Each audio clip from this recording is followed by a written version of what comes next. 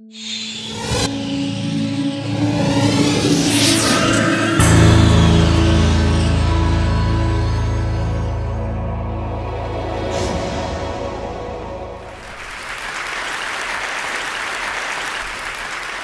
a beautiful statement on the screen that says light creates ambience. Light makes the feel of a space. And light is also the expression of structure. Well, that was not by me. That was, of course, by Le Corbusier, the famous architect. And here you can see what he meant in one of his beautiful buildings, the chapel Notre-Dame du Haut-Tranchant, where he creates this light that he could only make because there's also dark. And I think that is the quintessence of this 18 minutes talk, that there is no good lighting that is healthy and for our well-being without proper darkness. So this is how we normally would light our offices. We have codes and standards that tell us that the light should be so much lux and of great uniformity. This is how we create uniform lighting from one wall to the other in a regular grid of lamps. And that is quite different from what I just showed you from Le Corbusier. If we would apply these codes and standards to the Pantheon in Rome, it would never have looked like this. Because this beautiful light feature that goes around there all by itself can only appear because there is also darkness in that same building. And the same is more or less what Santiago Calatrava said when he said, light, I make it in my buildings for comfort. And he didn't mean the comfort of a 5-course dinner as opposed to a 1-course meal, but he really meant the comfort of the quality of the building for the people. He meant that you can see the sky and that you can experience the sun. And he created these gorgeous buildings where you can see the sky and where you can experience the sun that give us a better life in the built environment. Just because of the relevance of light in its brightness and also in its shadows. And what it all boils down to is, of course, the sun. And this image of the sun may suggest that the sun is something evil and aggressive, but we should not forget that all energy on this planet actually comes from the sun.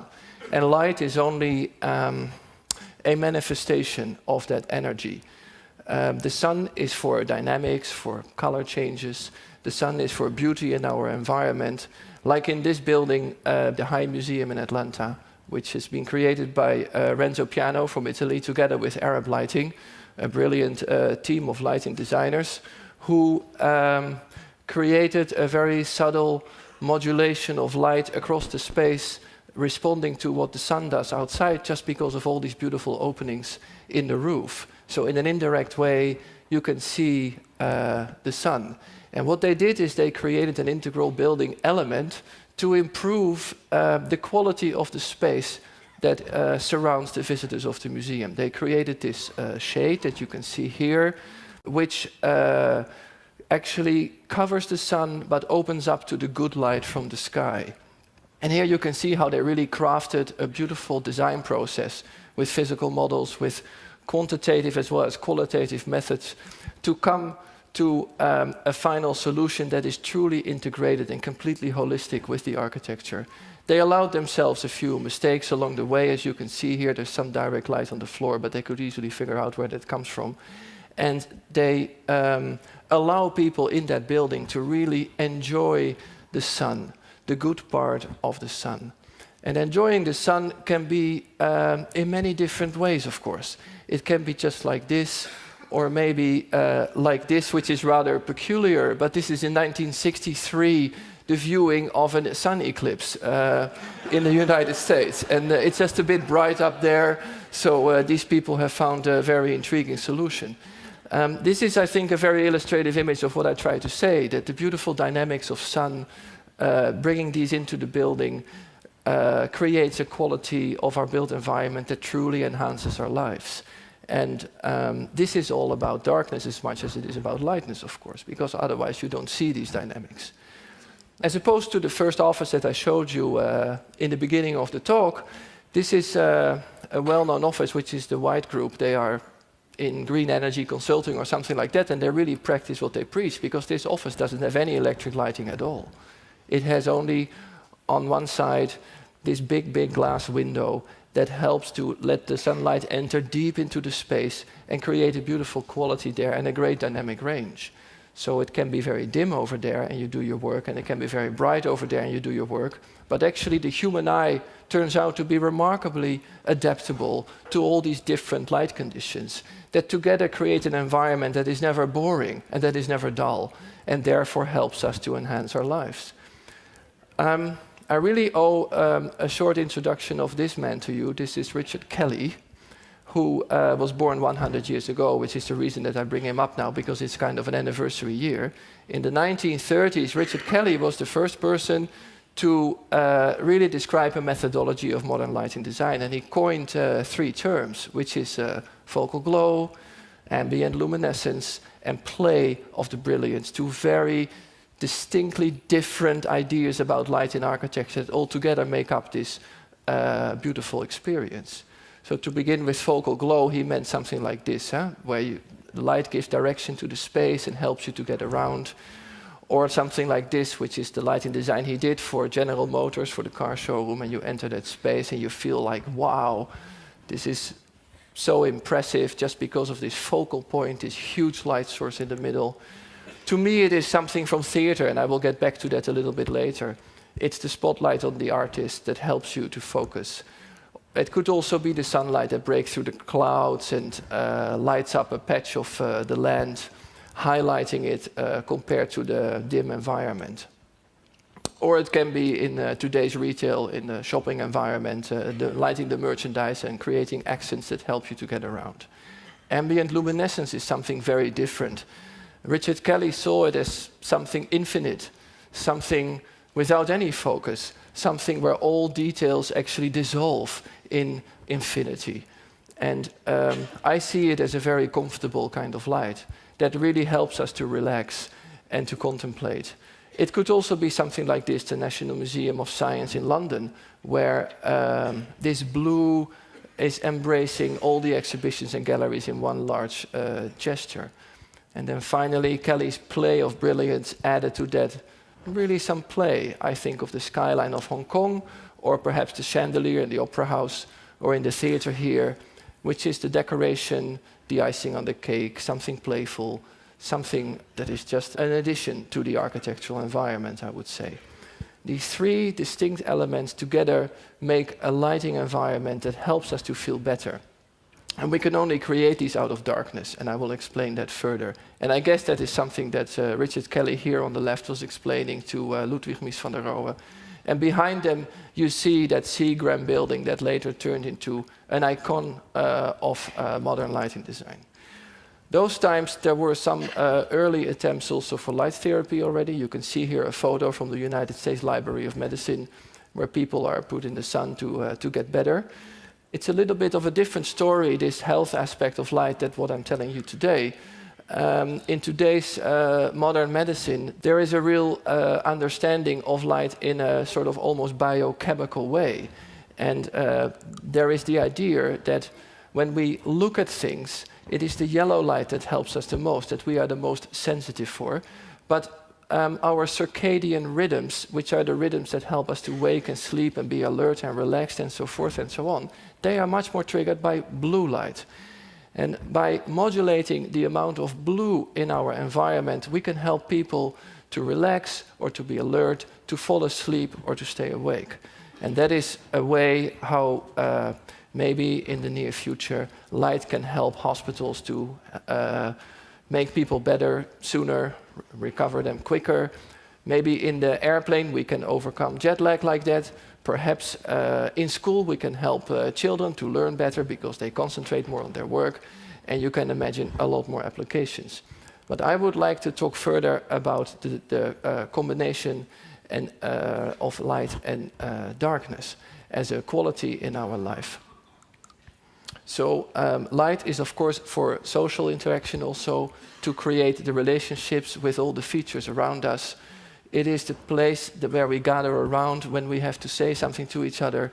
And it is all about this planet. But when you look at this planet at night, it looks like this. And I think this is the most shocking image in my talk today. Because all this light here goes up to the sky. It never reaches the ground where it was meant for. It never is to the benefit of people. It only spoils the darkness. So at a global scale, it looks like this. And I mean, that is quite amazing what you see here, how much light goes up into the sky and never reaches the ground. Because if we look at the Earth the way it should be, it would be something like this very inspiring image, where darkness is for our imagination and for contemplation, and to help us to relate to everything. The world is changing though, and urbanization is a big driver of everything. I took this photo 2 weeks ago in Gwangju, and I realized that 10 years ago there was nothing like this of these buildings. It was just a much smaller city, and the pace of urbanization is incredible and enormous. And we have to understand these main questions. How do people move through these new urban spaces? How do they share their culture? How do we tackle things like mobility? And how can light help there? Because the new technologies, they seem to be in a really interesting position to contribute to the solutions of urbanization and to provide us with better environments. It's not that long ago that our lighting was just done with these kind of lamps. And of course we had the metal halide lamps and the fluorescent lamps and things like that.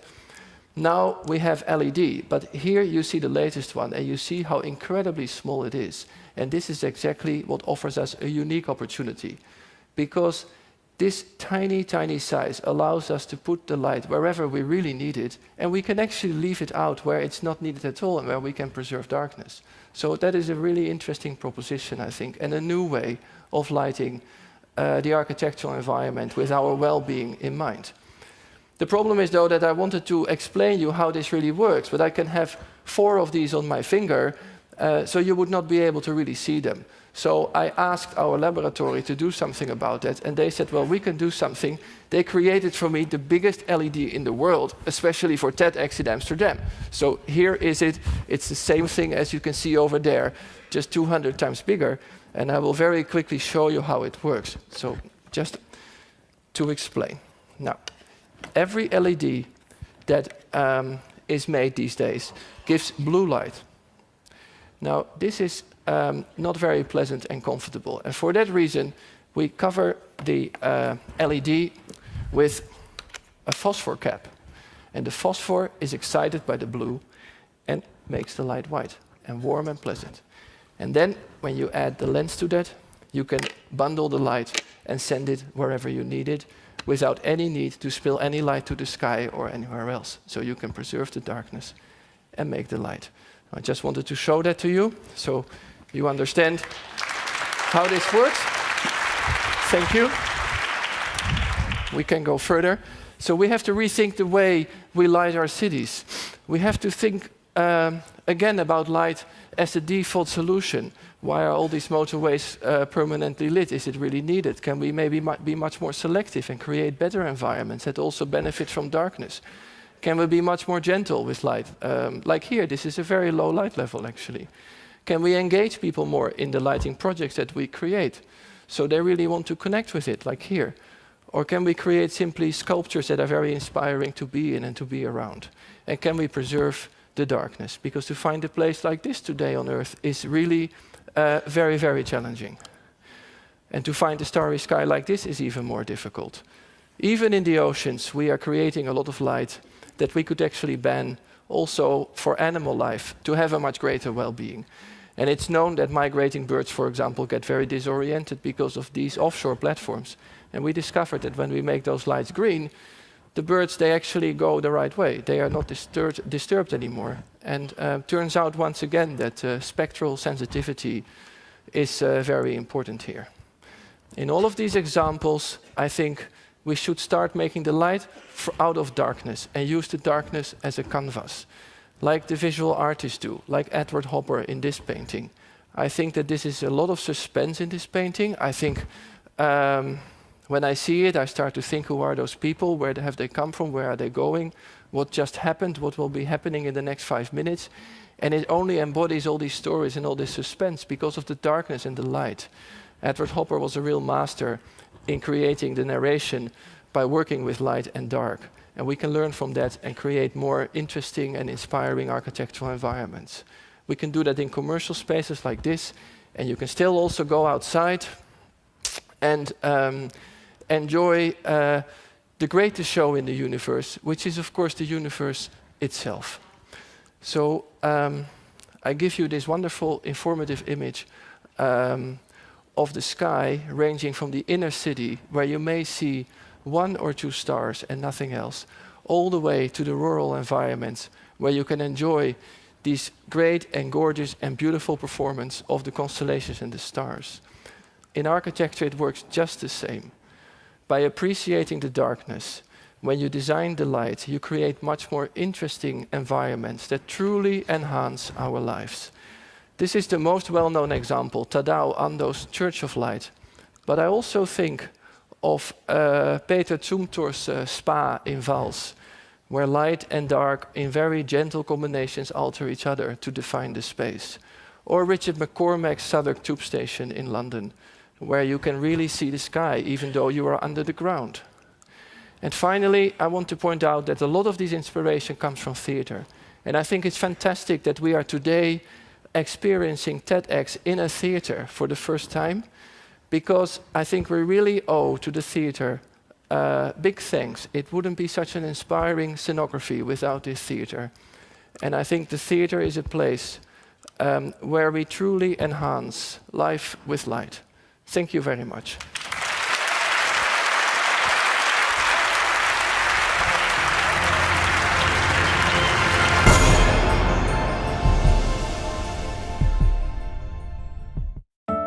Somewhere in America, there's a doctor who can peer into the future. There's a nurse who can access in an instant every patient's past. And because the whole hospital's working together, there's a family who can breathe easy right now. Somewhere in America, we've already answered some of the nation's toughest healthcare questions.